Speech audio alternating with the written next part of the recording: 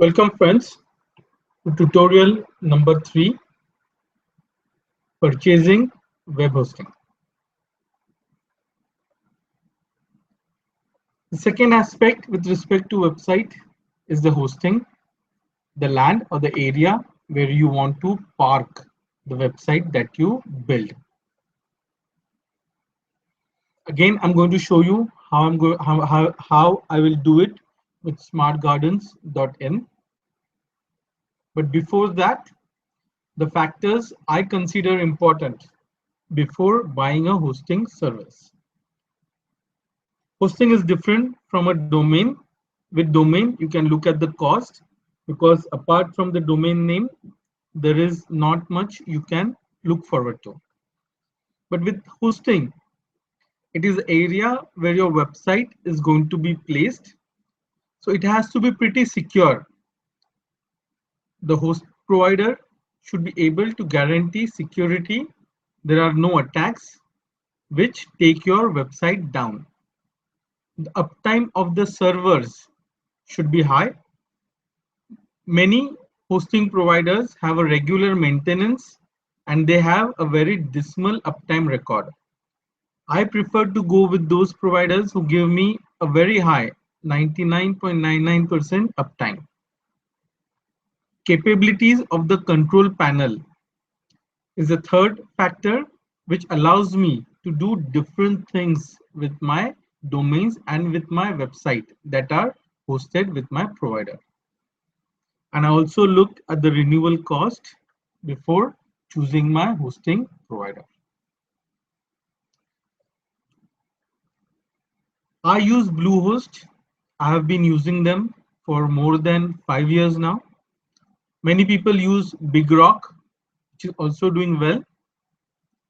Almost everybody who offers a domain service offers also a hosting service. Examples being Znet, GoDaddy, PetCow, and so many others. I prefer Bluehost and I prefer their US servers compared to the Indian servers. Below in my blog, you will find the link to directly go and apply to their US servers. Now you are in a state where you have bought the domain, you have bought a hosting account. What do you do after that? I basically do 2 steps, which I will also show you. I will assign the domain to the hosting account and I will create some email IDs that will help me in WordPress installation. Let me show you with Bluehost what I can do. This is bluehost.com. I am signing in into Bluehost.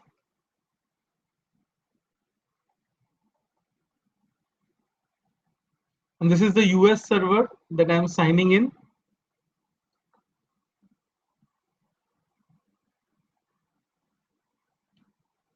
What you see here is called as the control panel.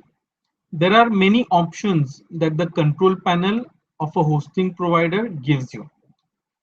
Now this is what is with respect to Bluehost. Different service or different hosting providers will provide you with a slightly different control panel, but more or less I believe that the capabilities should be similar, at least the standard ones. The first step that I do after buying a domain is I go to the domain manager.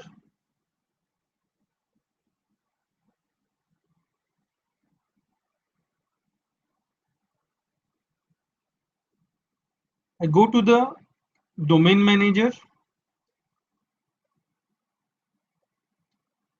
I have a new domain, so I have to assign that domain to my control panel. So I click on assign a domain to the C panel.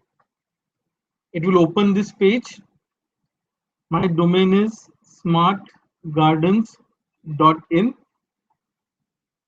Bluehost will now verify the domain that it belongs to me. If you remember, we had gone to the Znet and we had changed the name server. If we had not changed the name server, the verification here would have failed. Because we have changed the name server to ns1.bluehost.com and ns2.bluehost.com, which you will see here, Bluehost identifies smart gardens as a domain that can be associated to the Bluehost control panel. Now, Smart Gardens is an add-on domain to my existing domains on this hosting. Since this is a new domain, I want to associate a new directory with Smart Gardens on this account. By default, it is showing me some options. If I want the directory name to be what is suggested, I will keep it what it is. If I want to change it, I will change it. But I don't want to change it. I will keep it as it is. This is something that happens by default. It is the Bluehost mechanism to identify the different domains.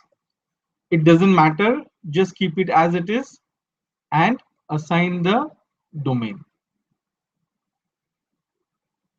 With this, a directory gets created for smartgardens.in in this specific Bluehost account. And from here, smartgardens.in is technically associated with this hosting. If I need to make any changes for the domain and for the website, I can do it within this control panel. Now the domain has got associated. You will see that Smart Gardens is being reflected. After this, I add at least a couple of emails to the new domain that I have created. The way to do so, that is to add emails, is to go to the email manager. So you click on email.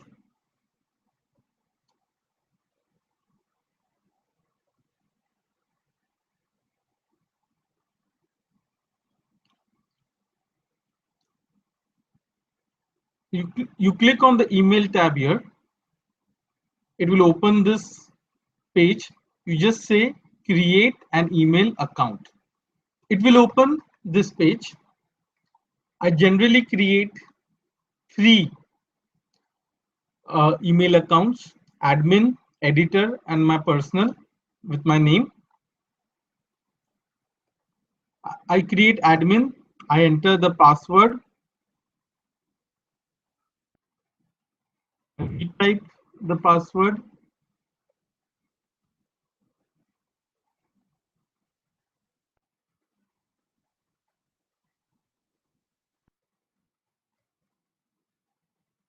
I decide how much storage I want, and I create and I say I want to add another email ID.